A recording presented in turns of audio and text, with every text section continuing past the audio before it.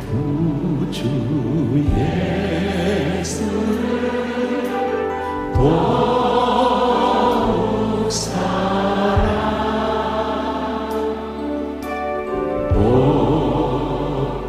엎드려 비는 날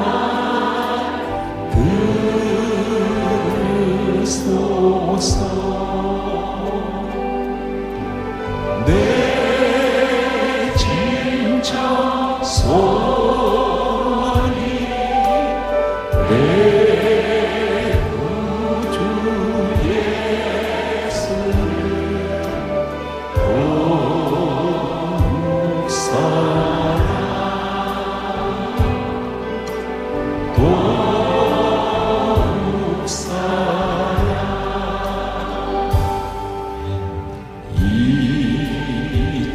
이전엔 세상만 기뻤어도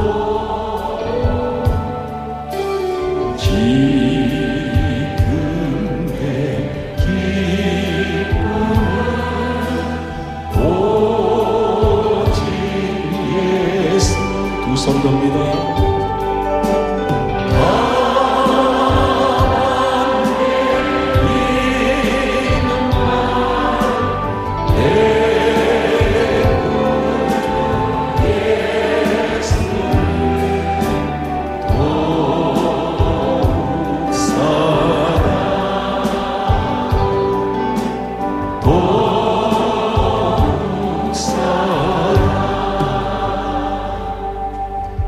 이 세상 떠날 때 찬양하고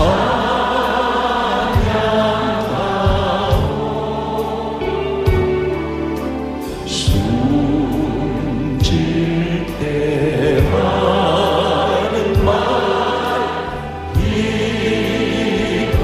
이것일세.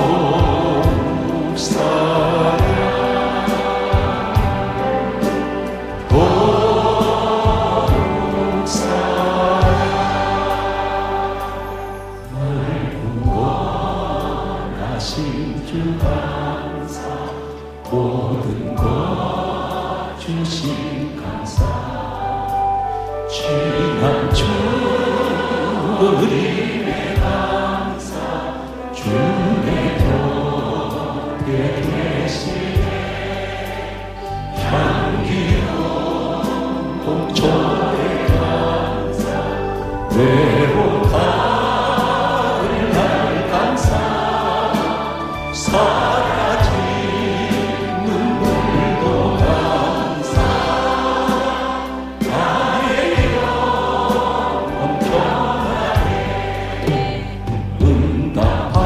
응답하신 기도 감사 도들하신 것 감사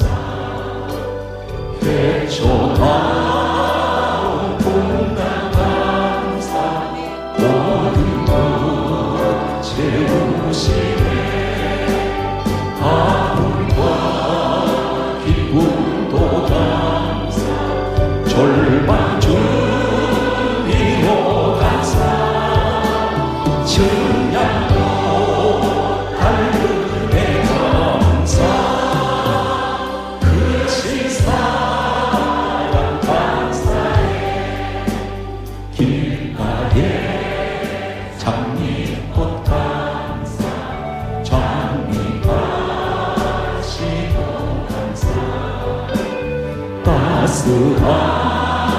따스한 가정 희망 주신 것 감사 기쁨과 슬픔도 감사 하늘 평안을 감사 내일의 희망을 감사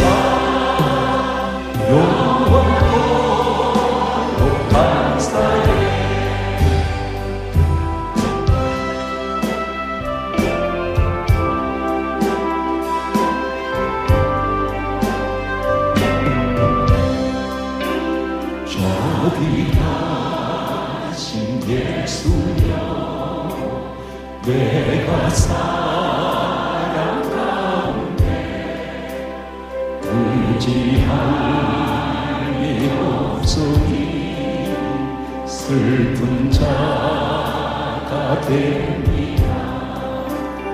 마음이 어려서니 밝게 하여 주소서. 저를 보호하시고 항상 인도하소서. 죄를 지은 까닭에 조의 발이 고나니 용서하여 주시고 쉬게 하여 주소서. 천국 가고 싶구나. 주의 복 없으니 예수 복으로 드리고 천국 가게 하소서. 허락하신 이루어 사랑 항상 있도다. 모두 이루어주시길 나는 믿사옵니다. 구주하게 달리 찾아보리라. 몸과 영생 예수님 구원할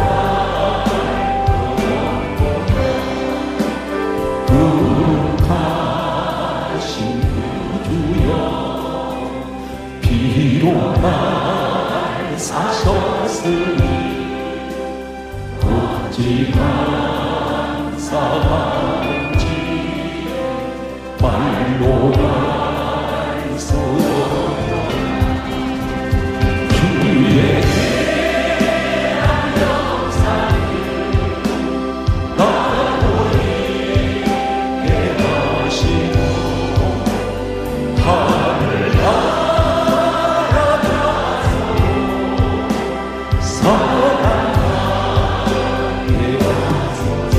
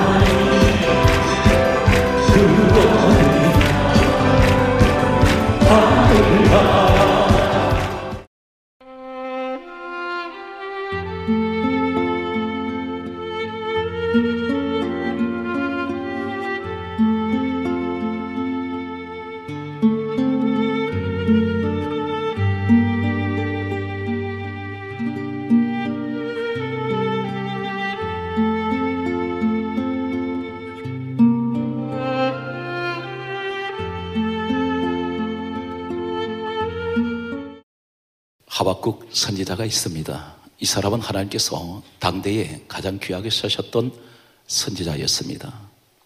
하박국이 살던 시대는 대단히 환란과 격동의 세월이었습니다. 오늘 하박국 선지자가 사방에서 많은 공격을 당하고 있습니다. 이 민족 앞에서 하박국 선지자는 다음같이 시를 지어서 노래를 하고 있습니다.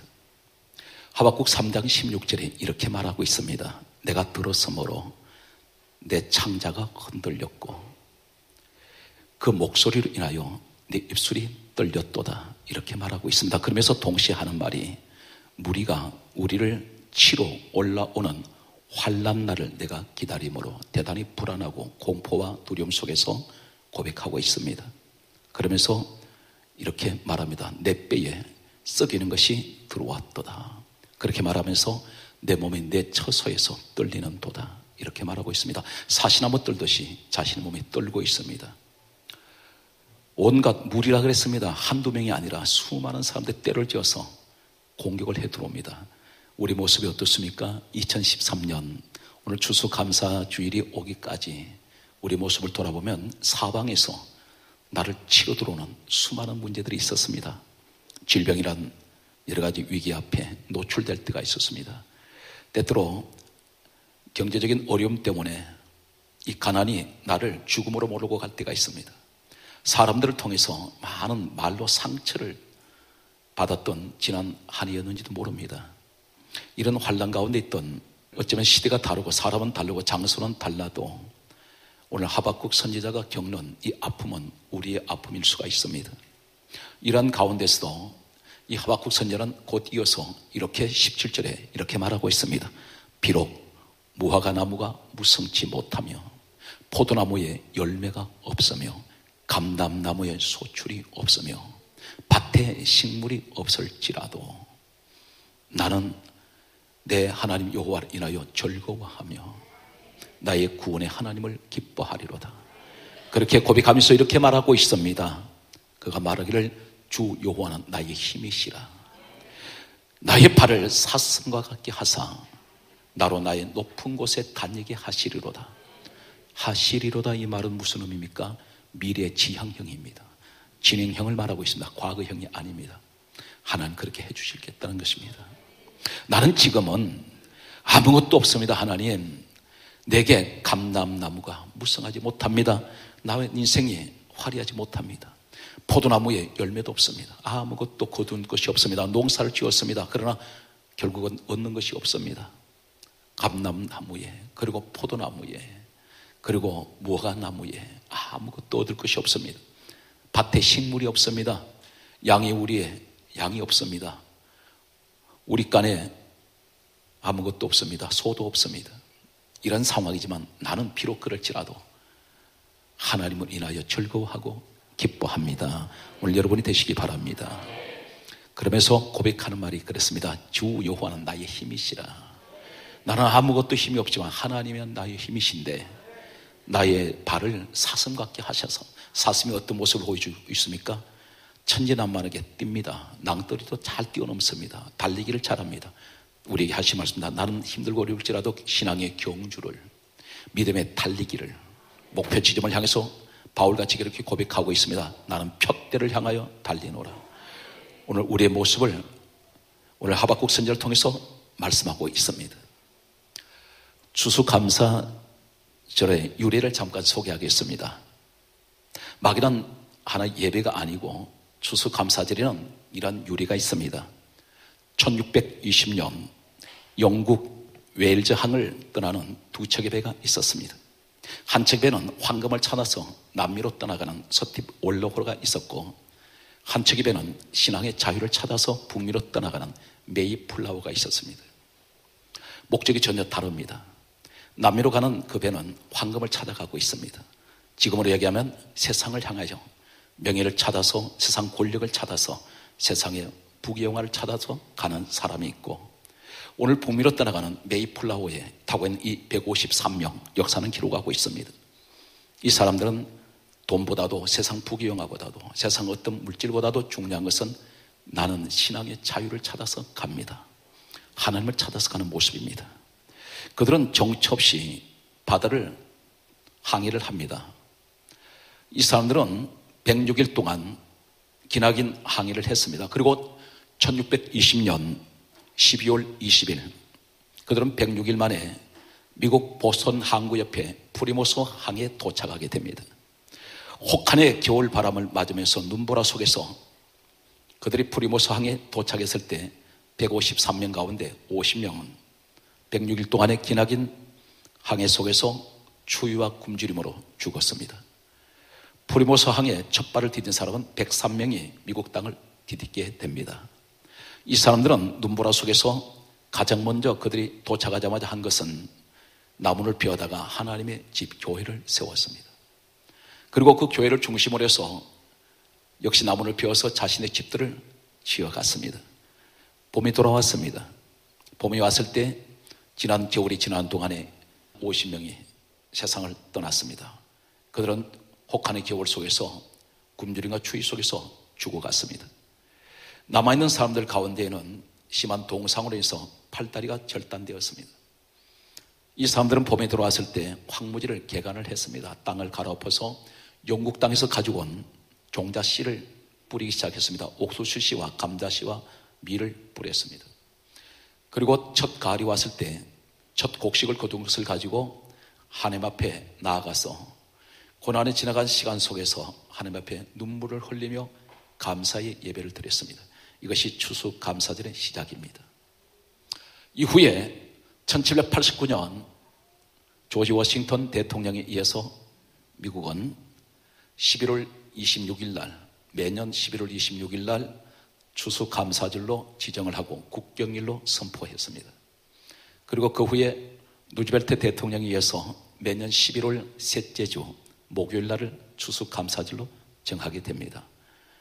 그리고 계속해서 지금까지 미국은 추수감사절을 1년 가운데 최대 명절로 그들은 지내고 있습니다.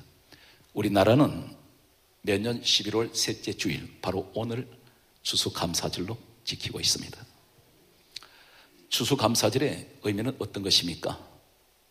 화려한 인생을 살다가 모든 것이 잘 되고 평안해서 하나님 앞에 1년 동안 농사 지은 것을 가지고 나와서 감사해 드린 것이 추수감사절입니까? 아닙니다. 견딜 수 없는 역경과 고난 가운데서 많은 시련 속에서 그들은 수많은 사람들이 신앙의 자유를 찾아서 가다가 많은 생명을 잃어버렸고 그들은 불구자가 되었지만 그들은 첫 열매를 하나님 앞에 드리면서 하나님 감사합니다. 그들이 자유의 땅에 왔던 그들은 감사로 하나님께 영광을 돌렸습니다. 오늘 이 시간 우리의 모습을 봅니다. 나는 감사할 조건이 있기 때문에 감사한다. 아닙니다. 하나님께 감사하는 사람은 감사할 조건이 없는데 감사하는 사람이 진정한 감사합니다. 우리 주변을 돌아보면 감사할 조건이 별로 없는 것 같습니다. 그러나 그 가운데서 감사할 조건을 찾아봤더니 너무나 많습니다. 건강 주신 것 감사하고, 오늘 시간 내가 예배 드릴 수 있도록 이 시간 나를 불러주신 것 감사하고, 내게 비록 힘들고 어렵지만 내 가정을 주신 것을 감사하고, 몸은 비록 아프지만 그래도 하나님 오늘 또 내가 호흡하며 숨을 쉬며 내 입술로 하나님을 찬양하게 하신 것 감사하고 기도할 수 있는 그 입술 주신 것 감사합니다. 너무나 감사할 주권이 많습니다. 사랑하는 남편, 사랑하는 자녀, 한 사람의 목회자로서는 여러분에게 정말 귀한 하나님의 사랑한 우리 화강이 가족 주신 것을 감사합니다. 또 한 사람의 하나님이 구원받은 사람으로서 오늘 또 하나님 앞에 나와서 말씀을 전가할 수 있도록 은혜 주신 것을 저는 개인적으로 감사드리고 있습니다. 이 감사란 의미가 어떤 의미를 갖냐면 성경에 나타나는 감사라는 두 단어가 있습니다. 히브리어로는 따라하시겠습니다. 야다그, 헬라로는 안토모로 게오마이라는 말을 쓰고 있습니다. 안토모로 게오마이. 한번 따라하시겠습니다. 안토모로 게오마이. 이 말의 두 가지 의미가 어떤 의미를 갖고 있냐면 고백하다, 드러내다, 드러내 보이다, 이런 의미를 갖고 있습니다. 무엇을 고백합니까? 하나님, 입으로 시인하여 구원에 이른다 그랬는데 하나님 앞에 나와서 내 힘들거리는 상황 속에도 하나님, 내가 그래도 주님 앞에 나온 것 감사합니다. 나를 구원하신 것 감사합니다. 죽을 인생 예수 그리스도로 말미암아 새 생명 주신 것 감사합니다. 이것을 고백해야 됩니다. 드러내 보이는 것이 무엇입니까? 내 작은 정성으로 오늘 또 추수 감사절을 통해서 하나님, 마치 청교도들이 힘들거리는 역경 속에서도 그들이 첫 수확을 가지고 하나님 앞에 드려지듯이 내가 주님 앞에 드릴 수 있는 것은 내 작은 예물을 통하여 하나님 앞에 이것을 드러내 보이기를 원합니다. 이것이 야다고와 안토모로 게오마이의 진정한 감사의 의미를 가지고 있습니다. 추석 감사절 때 대단히 위대한 한 사람의 인생을 바꿔버린 한 사건이 있습니다. 이 한 사람은 기구한 운명을 가지고 태어났습니다. 그에게는 태어나면서부터 장애를 가지고 있던 사람이었습니다. 그러나 그는 나중에 미국 역사를 새로 쓸 만큼 대통령이 되었던 훌륭한 한 사람이 있습니다. 지금도 미국 대통령 가운데서 미국 국민이 가장 존경하는 대통령 한 사람이 있습니다. 이 사람은 누구일까요? 1858년 뉴욕에서 한 가정에 한 아기가 태어났습니다. 이 아기는 태어나면서부터 세 가지 장애를 가지고 있었습니다. 첫째는 소아마비입니다. 또 하나는 그는 눈에 시력이 너무 나빠서 나중에 그 장성에서도 돋보기 안경을 2개를 겹쳐서 글씨를 읽어야 할 만큼 시력이 대단히 좋지 않았습니다. 또 한 가지 장애는 이 사람은 심한 천식을 앓고 있었는데 극도의 천식은 어느 정도로 이 사람을 심각하게 만들었냐면 호흡 곤란을 일으킬 만큼, 심장병이 걸리면 심장마비가 될 만큼 이 사람은 심한 그런 천식을 앓고 있었습니다. 이 아이가 자라서 11살이 되었을 때에 그의 아버지는 추수감사절 때 아들을 앞에 앉혀놓고 다음과 같은 말을 들려주었습니다. 아들아, 너에게 있는 이 장애는 분명히 하나님 무슨 뜻이 계실 것이다. 너와 나 그리고 우리 집의 식구들은, 우리 모두는 주님의 은혜로 그분이 십자가에 죽으심으로 우리 모든 죄는 예수님이 다 깨끗하게 씻겨주셨고 우리는 죄 사함을 받았다. 그런데 네가 예수 안에서 네가 오늘 이렇게 장애를 앓고 있는 것은 분명히 하나님 무슨 뜻이 계실 거야. 너는 결코 약한 존재가 아니고, 너는 비록 몸이 아프고 장성한 건강한 사람들보다도 너는 많이 신체적으로 어려움을 겪고 있는 장애지만 하나님 분명히 너를 향해서 위대하게 크게 서실 것이다. 이 말을 들려줬습니다. 그러면서 하는 말이, 어떤 일이 있어도 원망하지 말고 불평하지 말고 감사하는 사람이 되어라. 이 사람은 아이가 점점 자라면서 11살 때 아버지가 들려주었던 이 말을 늘 기억하고 있었습니다. 하나님은 분명히 나를 통해서 위대한 일을 하실 것이다. 나는 비록 세상 사람들 다른 사람같이 건강하지 못하지만 내가 많은 장애를 갖고 있어도 하나님은 나를 통해서 크게 서실 것이야. 이러한 생활을 가지고 그는 끊임없이 기도했습니다. 이 사람이 바로 누구냐면 데오도로 루즈벨트 미국 대통령입니다. 미국 역사에서 가장 위대한 대통령, 그는 가장 존경받는, 역사는 흐르지만 이 루즈벨트 대통령은 미국 국민들 마음속에 따뜻하게 남아 있습니다. 오늘 하나님께서 우리에게 말씀합니다. 힘들고 어려운 생활의 장애가 있든지 신체의 장애가 있어도 낙심할 것 없는 것은 반드시 우리는 주 안에 있기 때문에, 에베소서 1장 4절은 그렇게 말씀하고 있습니다. 누구든지 창세전에 그리스도 예수 안에 있는 사람은 하나님께서 택하셨다 했습니다. 택함받은 우리에게는 어떤 역경과 고난 속에 있어도 하나님은 그 약한 가운데서 나를 강하게 들어서시고 나를 위대한 이 시대에 어떤 하나님의 역사를 일으키는 주인공으로 세워주실 것이라는 그것이 우리에게 믿음입니다. 오늘 내가 보는 내 자녀를 그렇게 보십시오. 내 남편을 그렇게 보시기 바랍니다. 내 주변에 같은 믿음 안에 있는 같은 가족들에 대해서 그런 시선으로 바라보시기 바랍니다. 절망의 눈으로 바라보지 마십시오. 그 절망의 눈으로 바라보는 것은 예수 밖에 있는 사람이고, 내가 소망 가운데 바라볼 수 있는 사람은 예수 그리스도의 눈을 가진 사람입니다. 성경 말씀을 보게 되면 전 성경에서 하나님이 위대하게 서셨던 많은 사람 가운데서 가장 감사를 많이 한 사람이 한 사람이 있습니다. 그 사람은 바로 다윗이라는 사람입니다. 다윗은 우리가 역사 연대를 잘 알고 있습니다. BC 1040년에 이 다윗은 태어났습니다. BC 1040년에 태어났던 그런 불우한 환경에서 목동으로 자랐습니다. 그리고 그가 나이 15세가 되었던 BC 1025년 그는 하나님으로부터 이스라엘 2대 왕으로 지명을 받게 되고 기름 부음을 받습니다. 그리고 그는 15년이 흐른 BC 1010년 그의 나이 30세 때에 하나님께서 이 목동을 이스라엘 2대 왕으로 세우게 됩니다. 있을 수 없는 일입니다. 불가능한 일입니다. 그러나 한 가지 기억하십시오. 하나님이 지명하시고 선택하신 사람은 반드시 어떤 악적 고리 속에서도 축복의 자리로 들어 올린다는 사실입니다. 이 다윗은 70년까지 이 땅에 70세까지 살았습니다. 그는 40년 동안 왕위에 있었습니다. 그런데 그는 파란만장한 인생을 살다가 간 사람입니다. 그에게는 압살롬이라는 아들이 있었는데 이 압살롬 아들이 다윗이 왕위에 있을 때 이 아들이 쿠데타를 일으켰습니다. 반역을 했습니다. 그래서 아버지를 왕위에서 내쫓아버렸습니다. 이때 아버지는 다른 사람도 아닌 아들에게 배신당하고 쫓겨난 그는 압살롬을 피해서 도망 다니면서 한 편의 시를 써서 노래를 부릅니다. 그 시가 바로 오늘 우리가 가지고 있는 시편 3편입니다. 이 시편 3편은 압살롬 아들에게 배신당하고 쫓겨다닐 때 지은 시며 바로 다윗의 찬양시입니다. 그리고 이 사람이 15년 동안 사울 왕에게 쫓겨서 도망 다닐 때에 본국에 있지 못하고 이웃 나라로 도망간 적이 있습니다. 이때에 아비멜렉이라는 왕 앞에 왔습니다. 그 당시 이스라엘 통치하던 사울 왕은 이웃 나라의 왕들에게 전가를 보냈습니다. 다윗이라는 자가 발견되면 잡아서 죽이라고 부탁을 했습니다. 아비멜렉 왕은 이 다윗을 잡았습니다. 그런데 이 다윗을 잡아놓고 보니까 아비멜렉 왕 앞에 서 있는 이 다윗은 미친 사람이었습니다. 본래는 본정신을 가지고 있었지만 이 사람은 살아남기 위해서 미친 사람 행세를 합니다. 침을 흘리면서 그리고 손을 벽에다 낙서를 하면서 완전히 이 사람은 미친 제정신이 아니었습니다. 아비멜렉 왕은 이 미친 사람 다윗을 살려줘 버렸습니다. 그가 아비멜렉 왕에서 미친 차다가 도망 나오면서 쫓겨났을 때에 한 편의 시를 씁니다. 그 시가 바로 시편 34편에 이 다윗은 쫓겨나면서도 미친 사람 행세하면서 그 시를 지어서 노래를 불렀습니다.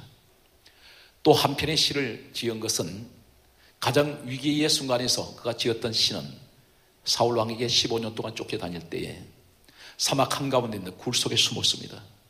굴 속에 숨어든 그는 칠흑같이 어두운 이 굴 속에서 불을 밝힐 수 없습니다. 지금 굴 밖에는 사울 왕이 풀어놓은 약 3,000명의 군대가 이 한 사람 다윗을 찾기 위해서 혈안이 되어 있습니다.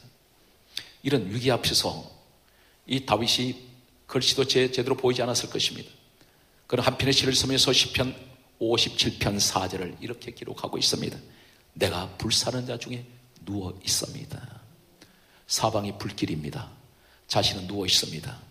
한마디로 말해서 자기는 이 불같은 시험 속에서 빠져나갈 곳이 없습니다. 자신은 누워 있다는 이 고백은 나는 손을 쏠 수가 없습니다. 나는 속수무책입니다. 아무것도 손을 쏠 수 없습니다. 우리의 모습인지 모릅니다. 때때로는 사방에 길이 막혀버렸습니다. 방법이 없습니다. 혹 몸이 아파서 병원에 갔더니 사형 선고 같은 진단을 받게 됩니다. 현대의학으로도 치료할 수 없는 이런 진단을 받았을 때 눈앞이 캄캄합니다. 절망합니다. 빠져나갈 곳이 없습니다. 이런 때 이 다윗이 이렇게 고백합니다. 그 절망 속에 그는 좌절하지 않습니다.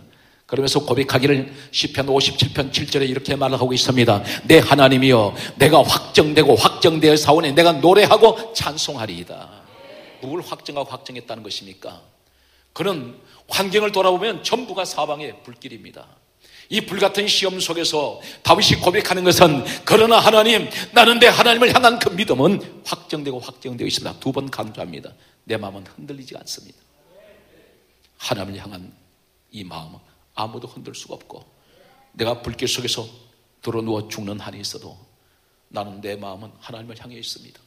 그러면서 고백하기를 나는 노래하고 찬송하리이다. 노래하겠다 그랬습니다. 그러면서 곧 이어서 하는 말이 어떤 말입니까? 이 사람은 이렇게 고백하고 있습니다. 내 영광아 깰지어다, 비파야 수고마 깰지어다, 내가 새벽을 깨우리로다. 새벽을 깨우겠다고 말합니다. 불길 속에 지금 있는 사람이 무엇을 말합니까? 비파야 수고마 깰지어다. 찬양을 고난 가운데 안 불렀는데 이제는 내가 찬양을 부르겠습니다. 악기들이 다 깨어나게 하겠습니다. 왜 그렇습니까? 새벽에 밝아온다는 것입니다. 나는 불길 속에서 이 사람이 고백하는 것은 내게는 새벽이 밝아오고 있습니다. 새벽을 깨운다는 말은 어떤 말입니까? 새날이 밝아옵니다.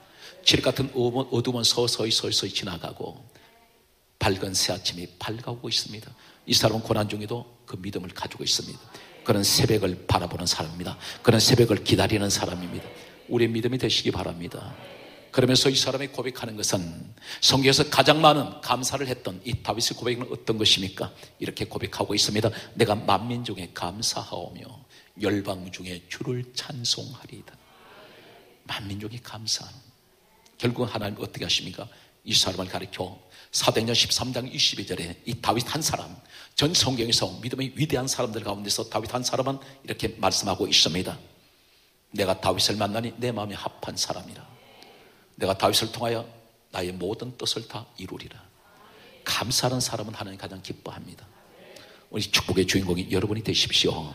성경은 이렇게 말씀하고 있습니다. 역대하 5장 13절에 말씀하기를 감사로 찬송하는 자는 하나님이 영광의 성전에 가득하다고 말하고 있습니다. 감사 찬송. 성경 계속해서 우리에게 이렇게 말씀하고 있습니다. 시편 50편 14절에서 15절에 말씀하시기를 감사로 제사를 드리는 사람은, 하나님께서 말씀합니다. 환난 중에 나를 부르라. 내가 너를 건지리니 내가 나를 영화롭게 하리로다. 환난 가운데 하나님 부르라는 겁니다. 환난 가운데 하나님 부르는 것이 어떤 것입니까? 기도하라는 것입니다. 어떤 사람이 기도합니까? 감사제사. 여러분 가운데 우리가 이렇게 앉아서 예배 드린 것만 예배가 아니고 하나님의 진정한 예배는, 그 제사는 어떤 것입니까? 내가 감사 한 번을 할 때, 하나님을 향하여 감사할 때 곧 그것은 제사가 됩니다. 이것이 바로 예배로 받으신다는 것입니다. 오늘 성경 계속해서 우리에게 이렇게 말씀하고 있습니다. 예레미야 33장 1절에서 3절에 말씀하시기를 이를 행하는 여호와, 그것을 지어 성취하는 여호와가 내게 이같이 이르노라. 너는 내게 부르짖으라. 내가 내게 응답하겠고 내가 알지 못하는 크고 비밀한 일을 내게 보여주리라. 오늘 그 말씀이 바로 무엇입니까? 환난 중에 하나님을 찾으면 하나님께서 건져주시겠다는 것입니다. 그리고 하나님을 영화롭게 할 것이라 그랬습니다. 오늘 감사하는 여러분의 가정이 되시기 바랍니다. 성경은 계속해서 우리에게 이렇게 말씀하고 있는 것을 보게 됩니다. 성경이 이렇게 말씀합니다. 빌립보서 4장 6절에 우리는 어떻게 기도해야 됩니까? 아무것도 염려하지 말고 오직 기도와 간구로 너희 구할 것을 감사함으로 하나님께 아뢰라. 감사함으로 하나님께 아뢰면 하나님께서 다 응답하실 것을 말씀하고 있습니다. 그러므로 디모데전서 4장 4절에 이렇게 말씀하고 있습니다. 감사하면서 받는 사람은 버릴 것이 없다 그랬습니다. 감사하면 아무것도 버릴 것이 없습니다. 전부가 감사 조건밖에 없습니다. 성경 계속해서 우리에게 말씀합니다. 골로새서 2장 7절에 이렇게 말씀합니다. 그러므로 믿음에 굳게 서서 감사함을 넘치게 하라. 그렇게 말씀하고 있습니다. 성경은 한 구절 여러분께 더 소개하겠습니다. 데살로니가전서 5장 18절은 다음과 같이 말씀합니다. 범사에 감사라. 이는 그리스도 예수 안에서 너희를 향하신 하나님의 뜻이니라. 실화를 한 가지 소개하겠습니다. 가장 불평했던 사람이, 그 자리가, 가장 절망의 자리가, 죽음의 자리가, 실패의 자리가, 낙심한 자리가, 좌절했던 자리, 이 자리가 축복의 자리가 되고 세계에서 최고의 갑부의 자리가 된 한 사람을 소개하겠습니다. 실질적으로 역사에 기록하고 있는 한 사건입니다. 세계에서 다이아몬드 광산 중에 최대의 광산이 어디냐면 이란에 있는 북쪽에 아주 산속에 있는 하나의 광산이 있습니다. 여기가 세계 최대의 다이아몬드가 매장되어 있습니다. 여기서 채굴된 다이아몬드가 구소련 황제의 금관에 박힌 다이아몬드입니다. 이란 북부 한 산골짜기에 한 농부가 살고 있었습니다. 이 농부는 조상 대대로 물려준 재산이라고는 아무것도 없는 민둥산, 산 하나밖에 없었습니다. 거대한 산을 가지고 있습니다. 이 산은 쓸모가 없습니다. 풀 한 폭이 자라지 않습니다. 물 한 방울 나오지 않습니다. 이 사람은 헐값에 다른 데 팔려도 사갈 사람이 없었습니다. 한마디로 버려진 땅이었습니다. 늘 이 사람은 조상들이 물려준 그 땅에 대해서 불평했습니다. 아무것도 쓸모없는 이 땅을 물려받은 것에 대해서 조상한테 원망했고 그 늘 생활에 불평하면서 살았습니다. 이 사람은 농사도 제대로 짓지 못합니다. 이 사람의 꿈이 하나 있었는데 그것은 다이아몬드를 찾는 일이었습니다. 그는 큰 거부가 되고 싶었습니다. 그래서 어느 날 그는 자신이 살던 조상이 물려준 이 땅을 버려버리고 그는 이란 전국을 돌아다니면서 다이아몬드를 찾으러 다녔습니다. 반평생을 헤매고 다녔지만 그는 결국 다이아몬드를 찾지 못하고 머리는 희끗희끗 반백이 되어서 그는 다시 허탈한 심정으로 모든 것을 포기하고 과거에 있던 조상이 물려준 땅으로 다시 돌아왔습니다. 그는 그곳에서 정착을 하며 사는 어느 날 갑자기 폭우가 쏟아지는데 며칠 동안 밖에 나갈 수가 없었습니다. 계속되는 폭우로 인해서 이 사람은 집안에서만 있어야만 했습니다. 며칠 동안 계속해서 쏟아지던 폭우가 그치고 난 후에 태양이 떠올랐습니다. 그는 창문을 여는 순간 눈을 뜰 수가 없었습니다. 사방이 눈부시도록 전부가 반짝거리는 그런 주변의 전부가 그렇게 빛을 내고 있었습니다. 그는 너무나 이 광경 앞에서 이상에서 보니까 바로 거기가 다이아몬드 광산이었습니다. 자신이 절망했던 땅, 자신이 버리고 싶었던 땅, 자신이 원망했던 땅, 그 땅은 바로 축복의 땅이었습니다. 우리의 모습은 어떻습니까? 내가 서 있는, 내가 생활하는 내 삶 속에 모든 삶의 터전이 전부가 지옥 같습니다. 좌절만 합니다. 낙심합니다. 소망이 보이지 않습니다. 절망합니다. 그런데 하나님 말씀합니다. 바로 내가 서 있는 그 자리가 다이아몬드가 있다는 겁니다.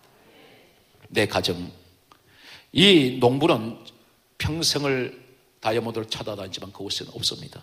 돌아왔을 때 바로 내가 서 있던 그 자리가 다이아몬드가 있었습니다. 우리의 행복의 다이아몬드가 어디 있습니까? 다른 곳이 있지 않습니다. 내 가정에 있습니다. 그곳에서 다이아몬드를 찾으시기 바랍니다. 내가 서 있는 내 삶의 터전, 오늘 여러분 가운데 자신을 돌아볼 때는 나는 보잘것없고 나는 대단히 어리석기 짝이 없고 나는 대단히 무지하며 나는 세상에서 아무 존재 가치가 없는 사람이라고 이렇게 생각할 수가 있습니다. 그러나 하나님 말씀합니다. 너는 네가 보지 못하는 너 속에 다이아몬드가 있는데 그것을 찾으라는 것입니다. 행복은 멀리 있는 곳이 아닙니다. 행복은 바로 내가 디디고 있는 그 자리에 있습니다. 오늘 여러분 이 자리가 다이아몬드가 있는 행복이 있는 자리가 되시기 바랍니다.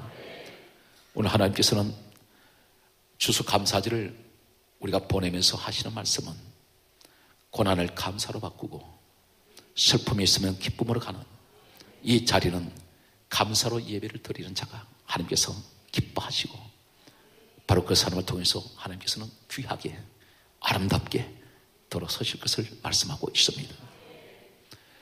한 시대의 주인공이 되십시오. 역사의 주인공이 되십시오. 말씀을 정리하면서 결론을 말씀드립니다. 이 땅에 세상에서 가장 다이아몬드 중에 다이아몬드 같은 분 한 분이 있습니다. 그분은 예수 그리스도입니다. 그분이 이 땅에 오셔서 목소리를 하시다가 30세부터 33세까지 공생의 사역을 하실 때 우리 주님 채찍 맞으시고 십자가에 죽으실 때 머리에 가시 박히시고 손가발에 창이 못으로 박히고 옆구리 창으로 찔릴 때 사람들은 버려진 사람을 알았습니다. 우리 예수님을 너무나 천하게 여겼습니다. 무시했습니다.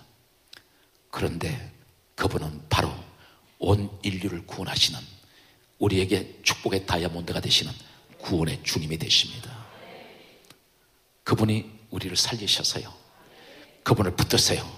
내 가정에 가장 귀한 다이아몬드 예수가 계셔야 합니다. 주님의 몸된 교회 주인 되시는 예수님이 계셔야 됩니다. 그분을 품에 안으십시오. 그분을 붙드세요.